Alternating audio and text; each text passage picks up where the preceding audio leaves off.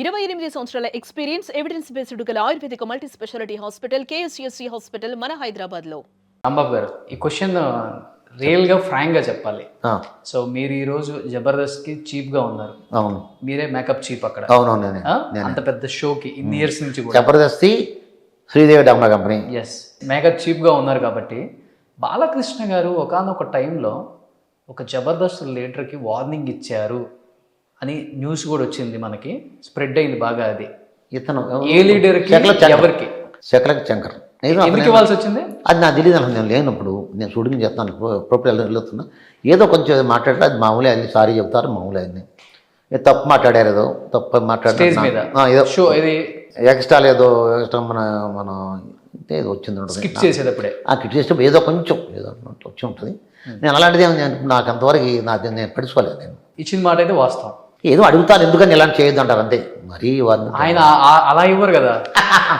అలా కాదు, ఆయన ఏంటంటే ఎందుకు చేశారు చేయొద్దు అంటారు, ఇలాంటి చేయొద్దు అంటారు. అలాంటిది ఆయనకి ఇబ్బంది కలిగేది ఉంటే నెక్స్ట్ ఇలా రాకూడదు అంటారు, అంతే అయిపోయింది. సో జబర్దస్త్ ఇన్ని ఇయర్స్ నుంచి మేకప్ చీఫ్ గా ఉన్నారు కదా. 2013 స్టార్ట్ అయింది. అనుకున్నారా ఇంత పెద్ద పెద్ద కామెడీ షో అవుతుంది? అనుకున్నాం, ఫస్ట్ బిగినింగ్ అనుకున్నాం. చంపాస్ రెడ్డి గారు కదా, అది ఈటీవీ మంచి అందరూ యాంకర్లు అందరూ బాగానే చెట్లు అయిపోయారు, అందరూ హ్యాపీ, అందరూ చాలా.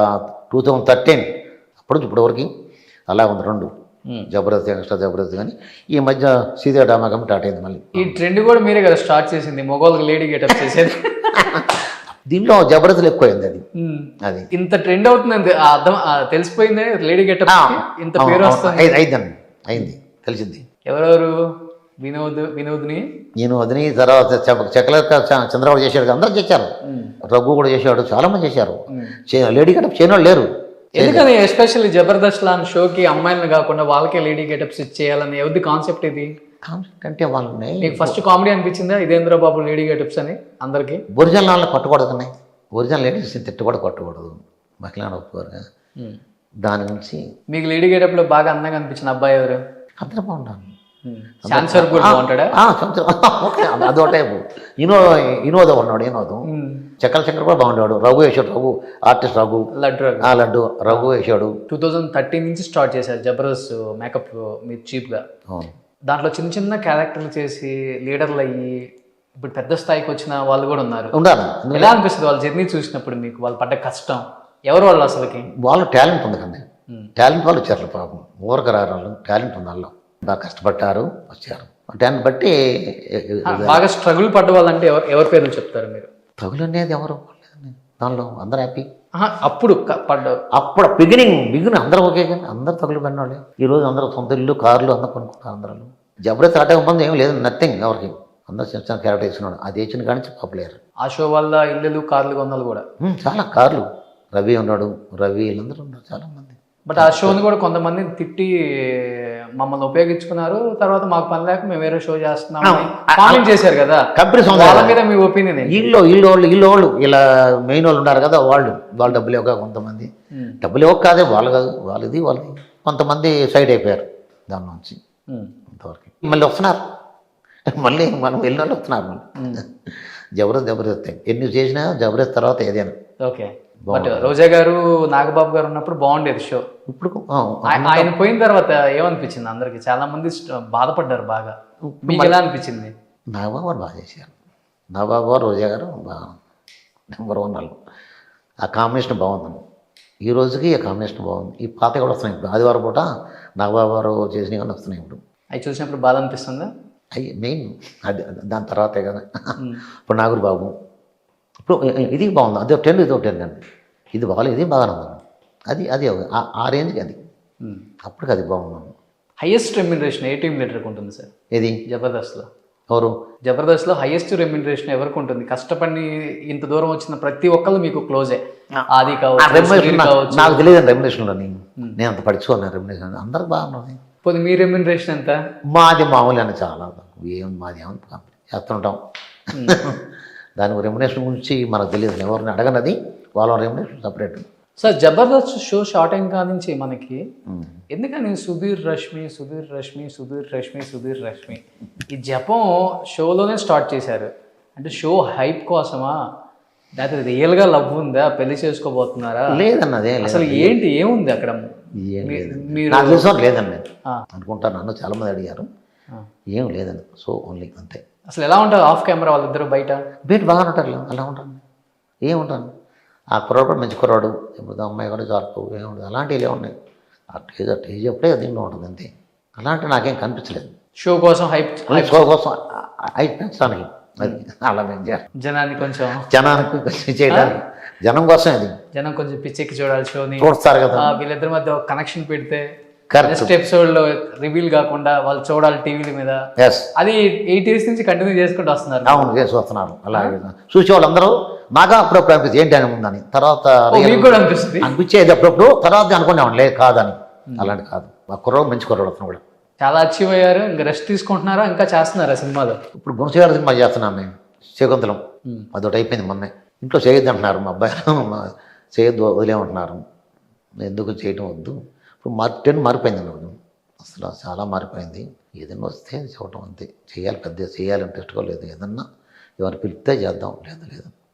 ఆన్లైన్ షోస్ ఉండే నాకు, ఈటీవీ మెయిన్, ఈటీవీ మాది.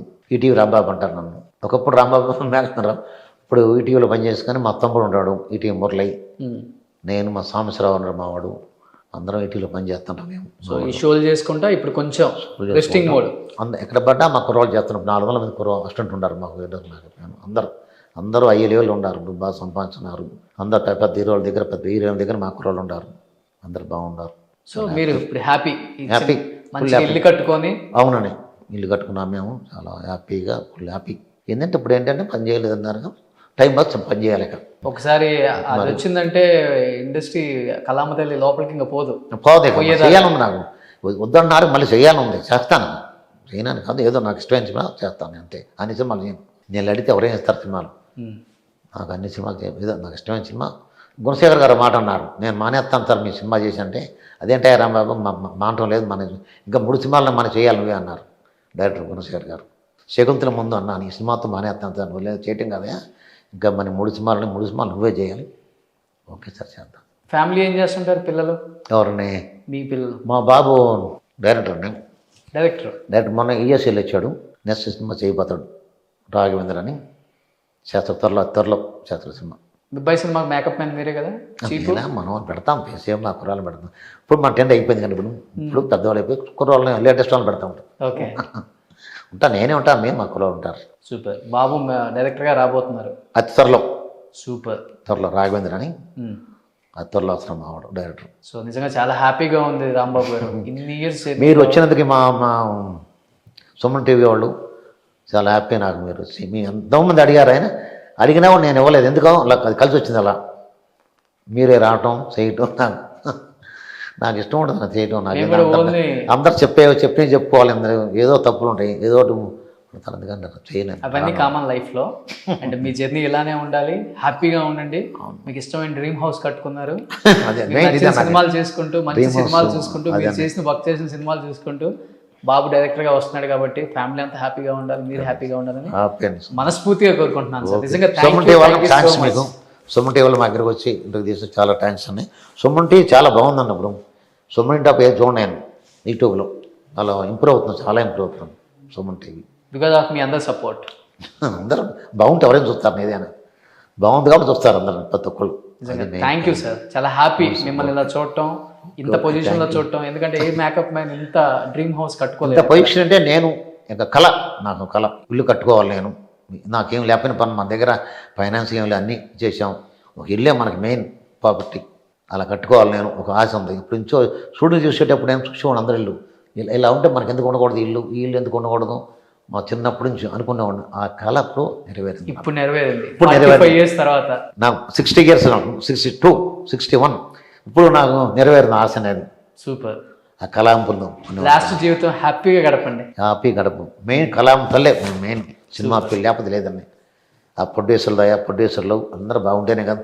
ఆ ప్రొడ్యూసర్ కట్ట డబ్బులు ఇస్తే ఇలా చేసేమని. డెఫినెట్గా మెయిన్ ప్రొడ్యూసర్స్, డైరెక్టర్స్, మన డైరెక్టర్స్, నేను చేసే డైరెక్టర్స్, ప్రొడ్యూసర్లు వాళ్ళు బాగుంటేనే మనం బాగుంటాం. అందరూ ఇలా చేశారు, కుమ్మేశారు, అసలు మేకప్ వేశారంటే హీరోని స్క్రీన్ మీద చూపించడంలో మంచి దిట్ట ఇవన్నీ ఉన్నాను. ఎందుకంటే అమితాబ్ బచ్చన్కి వర్క్ చేశారు, బాలకృష్ణకి వర్క్ చేశారు, నాగార్జునకి వర్క్ చేశారు, చిరంజీవికి వర్క్ చేశారు, రజనీకాంత్కి వర్క్ చేశారు. రజనీకాంత్ ఎక్కువ సినిమాలు చేశాను, 3 సినిమాలు పనిచేశాను నేను. ఓకే.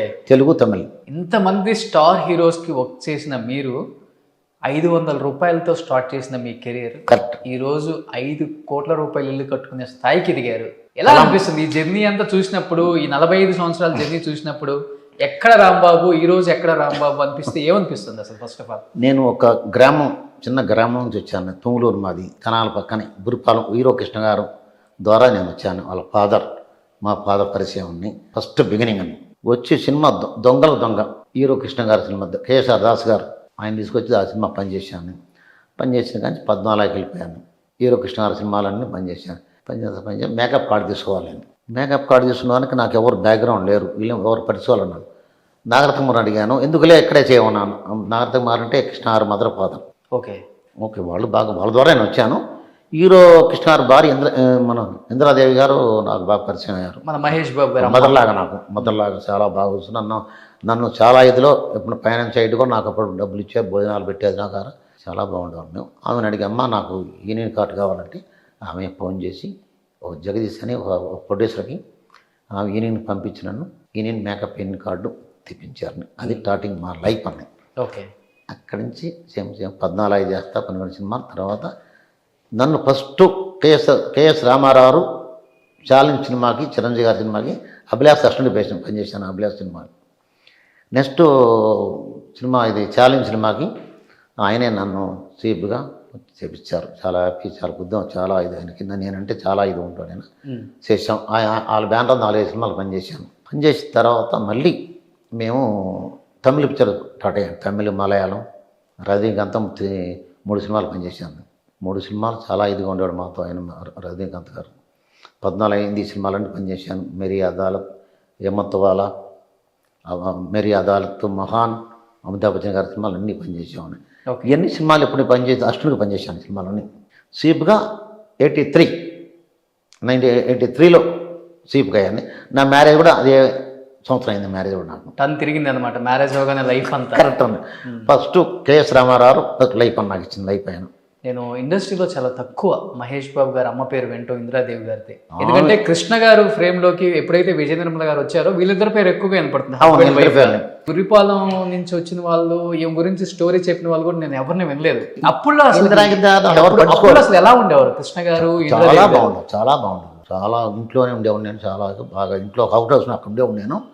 చాలా బాగా చూసేవాళ్ళు నన్ను. కృష్ణ గారు డైలీ వచ్చేవాళ్ళు, ఈవినింగ్ వచ్చేవాళ్ళు. ఈవినింగ్ 9 గంటల 10 గంటలకు వచ్చేవాళ్ళు. చూసిన వాళ్ళు బాగా మహేష్ బాబు, చిన్న మహేష్ బాబు భుజానేసుగా పైకి వెళ్ళేవాడు ఆయన. మహేష్ బాబు బాగా ఇది నాకు. ఇప్పుడు మన వెళ్తే ఎవరు అంటారు, అందుకని ఎక్కువ పెట్టుకోండి. ముందులో అదే రమేష్ బాబు అందరూ బాగా ఇది నాకు. దుర్గం గారు ఆమె main. Kancharapalem main life. Indiradevi గారు నాకు లైఫ్ మెయిన్.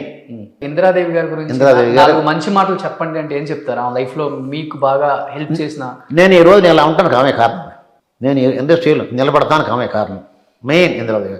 ఆ రోజు నన్ను కానీ నన్ను మేకప్ కార్డు తీసుకొని ఇవ్వకపోతే, లేదు నువ్వు వెళ్ళు నేనున్నా ధైర్యం అనుకోవాలని ఆయన చేస్తాను. ఆమె మెయిన్ నాకు. ఆమె లేకపోతే నేను డబ్బులతో మామూలు వెళ్ళిపోయాను. నేను మళ్ళీ విలేజ్కి వెళ్ళిపోయాను. మామూలు వ్యవసాయం పని చేసుకున్నాను. తర్వాత మనం ఈటీవీకి వెళ్ళిపోయాం. ఈటీవీలో సినిమాలు శ్రీ భాగవతం అని బాపు గారు డైరెక్షన్లో ఒక 10 years చేసాము నేను. మెయిన్ అదండి. బాపు గారు మహామహుడు. బాపు గారు, రామోజీ గారు. ఈరోజు ఈటీవీలో జనం ఇండస్ట్రీలో ఆ రోజులో జనాన్ని అంత వెరిచారు. రామోజీ గారు పుణ్యం అనేది ఎవరిది కాదు. రామోజీ గారు ఈటీవీ సినిమాలు కూడా అప్పుడు చాలా తక్కువ. ఈటీవీ వల్ల చాలామంది కుర్రోళ్ళ పైకి వచ్చారు నాకు. సో రాంబాబు గారు మీరు అన్నారు ఒక మాట, ఇందిరాదేవి గారు లేకపోతే నేను మళ్ళీ బురిపాలెం వెళ్ళిపోయేవాడిని, హోమ్ టౌన్ లో మళ్ళీ ఏదో పని చేసుకుంటూ బతికేవాడిని కదా పక్క. సో ఇక్కడ మీకే తెలుస్తుంది ఈ పాయింట్. కృష్ణ గారు ఇందిరాదేవి గారి దంపతులు అన్యోన్య దంపత అని చెప్తుంటారు ఆ రోజుల్లో. వాళ్ళ పిల్లలు మహేష్ బాబు, మంజుల, ప్రియదర్శిని, రమేష్ బాబు గారు అండ్ గల్లా జయదేవ్ గారి భార్య పద్మ గారు, 5 మంది ఉన్నారు. సో వీళ్ళ లైఫ్ ఇంత అన్యోన్యంగా ఉంటున్నప్పుడు ఒకసారిగా విజయ నిర్మల గారు ఎలా ఎంటర్ అయ్యారు సార్ ఈ లైఫ్ లోకి? ఇందిరాదేవి గారు ఎలా యాక్సెప్ట్ చేశారు ఆ రోజుల్లో అసలు? ఇది అప్పుడు ఎంటర్ అయినప్పుడు నేను లేను. అప్పుడు ఇంకా రాలేదు. అప్పుడు అగ్నిపరీక్ష అప్పుడు నేను రాలేదు. ఇంకా ఎంటర్ అయిన తర్వాత బాగుండేవాళ్ళు. అదేంటి ఏ ఇందిరాదేవి గారు చాలా హ్యాపీగా ఉండేవాళ్ళు. ఏం బడిసుకోవాలి కాదు. పూజందరూ అదే అలాంటివి ఏం లేవండి. అలాంటి ఎప్పటి నుంచి ఎప్పుడు కనపాలేదు మాకు. ఆమె బాగుండే, మన విజయమ్మ గారు కూడా బాగుండేవాళ్ళు అక్కడ, ఇంద్రాదేవి గారు కూడా అది అలాంటి డిసిషన్స్ రాలేదు ఎప్పుడు రాలేదండి. నేను ఉండేవాళ్ళు బాగా తెలుసున్నాను. మనం దుర్గాదేవి గారు ఉన్నారు, దుర్గమ్మ గారు, కృష్ణారత్న గారు, ఆమె మెంటి మొత్తం వీళ్ళందరూ మహేష్ బాబు వీళ్ళందరూ బాగా చూసి ఆమె ఈ రోజు వీళ్ళందరూ ఉండటం కూడా పిల్లల్ని బాగా పెంచేవాళ్ళం. ఇంద్రమారు మామూలు ఉండేవాళ్ళైనా ఇది ఇందిరా అందరికి హెల్పింగ్ చేసే మెంటాలిటీ ఉంది. ఇందిరాదేవి గారు ఎవరు ఎంతవరకు చెప్పుకుంటారు నేను అనుకోవటం. ఎవరు చెప్పలేదు, అందుకే అడుగుతున్నాను. చాలా బాగా నాకే కాదు అందరికీ ఇంట్లో పని వాళ్ళ గురించి అన్ని గురించి హెల్పింగ్, డ్రైవర్లు కానించి హెల్పింగ్ ఇచ్చాను నాలో. ఈ మధ్య ఒకసారి వెళ్ళొచ్చాను, కలిసి వచ్చాను, కొంచెం ఇదిగా లేదు, వెళ్ళొచ్చాను, కలిసారు, బాగానే మాట్లాడారు. సరే, ఒక తల్లి కడుపును పుట్టిన ఎంతో మంది పిల్లలు ఉన్నప్పటికి కూడా ఒకళ్ళనో ఇద్దరినో అదృష్టం వరిస్తుంది. అవును. అలాంటిది కృష్ణ గారి ఇంట్లో ఇంద్రాదేవి గారికి పుట్టిన పిల్లల్లో మహేష్ బాబుకి సూపర్ స్టార్ అనే ఒక బిరుదు వచ్చింది. ఇంద్రాదేవి గారు చిన్నప్పటి నుంచే ఎక్స్పెక్ట్ చేశారా మహేష్ బాబు వాళ్ళ నాన్న లెగసీ కంటిన్యూ చేస్తాడు, మహేష్ బాబు పెద్ద హీరో అవుతాడు అని డ్రీమ్స్ ఉన్నాయా? ఎలా ఉండేది తల్లి కొడుకుల మధ్య ఎఫెక్షన్? చాలా బాగుంటుంది. కింద ఉండేవాళ్ళు, కింద భుజాన్ని వేసుకొని నిద్రపోయిన పైకి తీసుకెళ్ళేవాడు కృష్ణ గారు. చాలా ఉండేది. నాని అనేవాడు చిన్నప్పుడు అతన్ని, మహేష్ బాబుని. చాలా ఇదిగా ఉన్నాడు. తల్లి కొడుకుల మధ్య తల్లి కొడుకు చాలా ఇబ్బంది ఉండదు, మామూలుగా ఎక్కువ. అమ్మమ్మకి బాగా ఇది ఆయన, అమ్మమ్మ తర్వాత తల్లి.